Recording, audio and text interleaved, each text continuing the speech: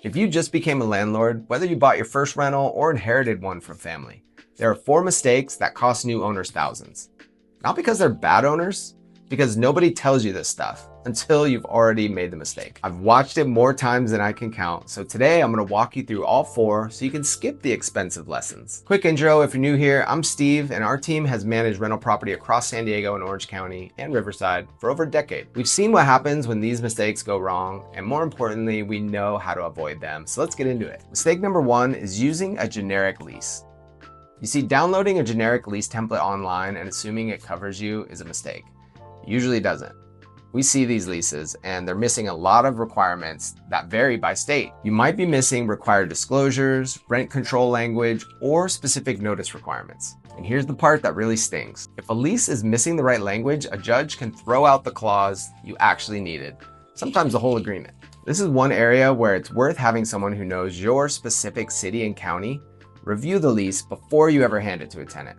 It's a lot cheaper to fix on paper than to fix in court.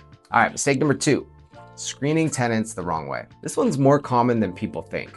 So you're allowed to ask about income, rental history, credit, things like that, but you gotta be really careful about asking about things like family status, religion, disability, national origin. Even if it feels like small talk, it can get you into big trouble. New landlords get tripped up here constantly, usually without meaning to, because they think it's just a casual question or a phone call. They have the ideal tenant in mind. Just a text message can turn into a fair housing complaint. So the safest way to approach this is just use consistent written screening. Every single applicant done the same way, same questions, same criteria every time. Consistency is what protects you. All right, mistake number 3 is letting maintenance requests just sit. This feels like a minor thing until it isn't. California habitability law means you're required to respond to certain repairs quickly. Anything involving water, heat, electrical systems. You can't just wait a week or wait too long. A tenant can legally withhold rent in some cases, fix it themselves, or deduct the cost from what they owe you.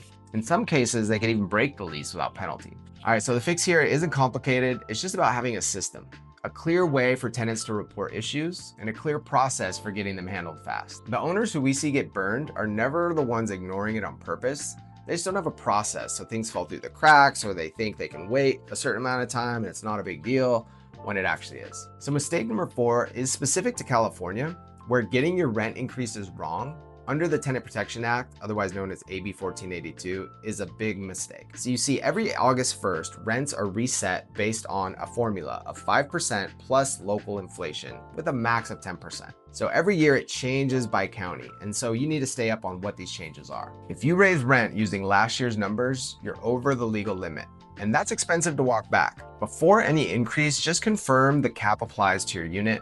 You see, some newer buildings and certain single-family homes are exempt, so just use the correct percentage for your county and give proper written notice at least 30 days. All right, so to recap, don't rely on a generic lease. Screen tenants consistently and carefully respond to maintenance quickly. And double check your rent increase against this year's actual cap, not last year's. You see, none of these mistakes mean you're doing something wrong on purpose. They're just the things that nobody tells you until you've already paid for the lesson. If you'd rather not have to track all this yourself, that's what we do, full time, every day, across San Diego, Orange County, and Riverside. There's a link in the description if you want to talk through your specific property. And if this was helpful, consider subscribing. We post videos like these for first-time owners just like you.